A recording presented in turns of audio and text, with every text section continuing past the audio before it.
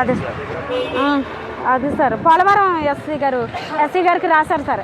ఆయన కూడా నాకు న్యాయం చేయకపోతే సార్ నేనైతే నా పిల్లల్ని నా మొగుడిని తీసుకొచ్చి నేను ఇక్కడే చచ్చిపోతాను సార్. నేనైతే బతకను సార్. నాకైతే న్యాయం కావాలి సార్. నా టాటర్ అమ్మడు సార్. ఇప్పుడు నా భర్త ఎక్కడికి పనిలోకి వెళ్తలేదు సార్. అసలు కనీసం పనిలో కన్నా వెళ్ళాలి కదా సార్.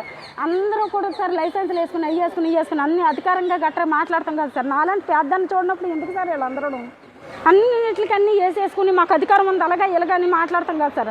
మాలాంటి వాళ్ళకి న్యాయం చేయాలి సార్. మాలాంటి వాళ్ళకి ఏది సార్ న్యాయం? ఎన్నిసార్లు తిరిగాను సార్. మంగళగిరి ఎన్నిసార్లు 2 సార్లు వెళ్ళాను. అమరావతి 2 సార్లు వెళ్ళాను. పోలీస్ స్టేషన్ దగ్గరికి వెళ్ళాను. కనీసం న్యాయం జరగలేదు సార్ ఒకసారి కూడాను. నా పిల్లలు నేను ఏదైనా తాగి చచ్చిపోవాలా తిరిగేసి ఆడన్నీ తెచ్చుకుని ఆడ ఆస్తులు అవన్నీ జాగ్రత్త పెట్టుకుని ఆడ 5 ఎకరాల పొలం కొనుక్కుని ఆడు జలసాగా తిరుగుతున్నాడు. ఈ రోజు నాకు న్యాయం లేదు. ఒకరిని ఎవరిని అడిగినా ఎవరు న్యాయం చేయట్లేదు. ఏంటి సార్ అంటే మనుషులు చెప్తే న్యాయం చేస్తాం లేకపోతే న్యాయం చేయకపోతామా సార్?